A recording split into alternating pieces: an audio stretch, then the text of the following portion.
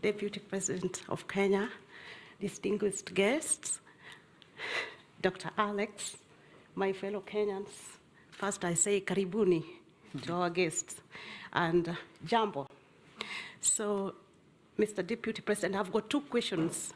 First of all, let me just say, my name is Rosemary Adigor, and I'm the PR and Marketing Director for Azimio UK chapter.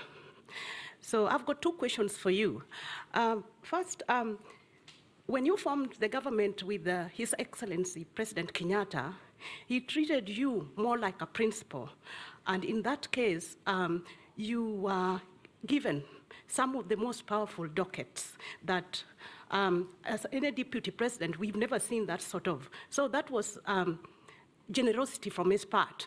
But you also played because you also brought the number with you. So it was like this. So what I want to ask is, what are you going to do different, having seen the level of corruption, unprecedented corruption that engulfed our country to an extent whereby people can't even afford to buy milk, people can't even afford to buy even just oil. And yet we have people who they are just rolling in lots of money. They are just, they can have a car from Monday to Sunday. And Kenyans are starving. Second question, please, because we've got lots and lots of questions, please. So I just ask you, what are you going to do different to Kenyans? Second question, should you not win the election, are you going to concede defeat and be an advocate for peace in our country? Because we know the story, and we are all eyes open. We are watching. Thank you. So thank you. And lastly, I just No, two. The lady in the middle here, please. Ahmed. Yeah, we'll go for 3 plus 2.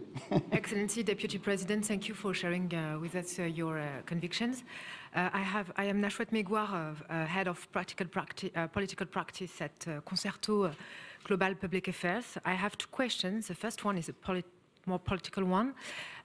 As we all know, on 9 August, there are many risks for a fair election.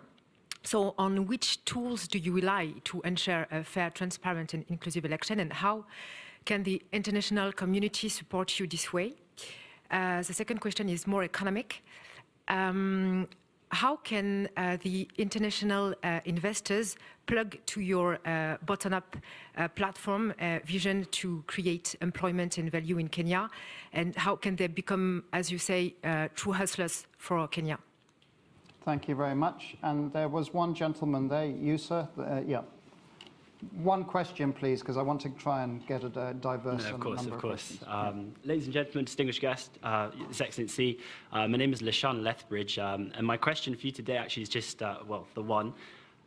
Kenya's shared prosperity in the region of East Africa can only happen if Kenya protects its borders, and I'd actually like to hear your thoughts on the internal security of Kenya and its armed forces, and what your thoughts are to have a prosperous Kenya and a safe Kenya.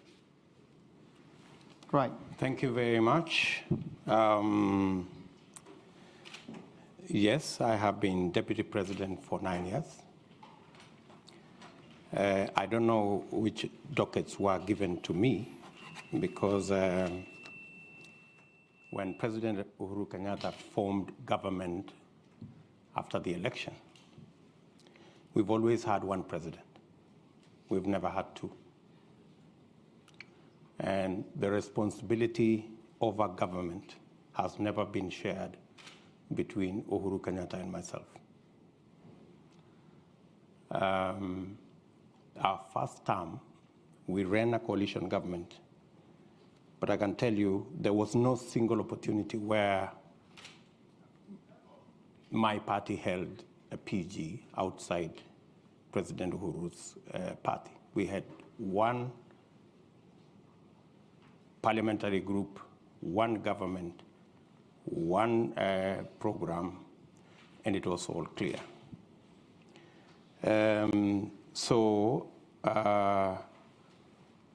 There were no dockets that were given to me. I didn't appoint no minister anywhere. Everybody was appointed by the President of Kenya. And the difference, maybe you could ask, is between our first term and our second term. In our first term, granted, I played my role as deputy president. The president assigned me many responsibilities, which I discharged with distinction from where I sit. And that is why, in our first term, we rolled out our plan to build the standard gauge railway. We have built 700 kilometers. I was part and parcel of the entire delivery plan. We set out to build 10,000 kilometers of tarmac road in Kenya.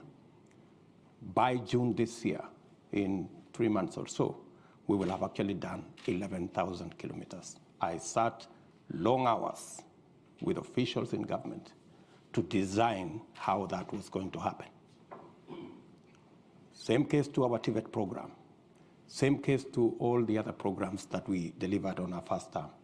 And to demonstrate our success, we were re-elected in our second term with twice the margin we had been elected in 2013, clearly demonstrating that the people of Kenya were happy with our delivery.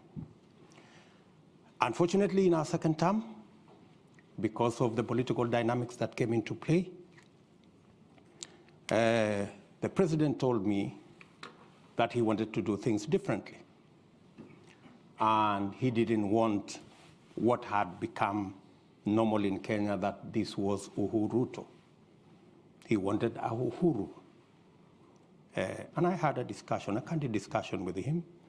And when he told me that's what he wanted, and he wanted to run this government because he wanted his legacy alone as the 4th president of the Republic of Kenya, I was not fussy about it, because he decided that whatever I did in the first term to coordinate the government programs, work on assignments that would consolidate our plan, he decided that he wanted somebody else to do it. And I didn't complain. So Executive Order number 1 came into force, establishing a different arrangement in government. And I had no quarrel with it, because that's how the president wanted to deliver on his second term. Unfortunately, the people who the president maybe gave that responsibility failed him, because the whole Big Four plan fell apart. The housing plan never took off. The universal health coverage never took off. The whole space on agricultural transformation faltered, and we didn't see any of that plan. In fact, at some point, it forced the president to change the plan. So we went away from the original plan of Big Four. We ended up with another plan called BBI, changing the constitution, working on all the rest of it, which unfortunately again went up in smoke, because it was purely unconstitutional.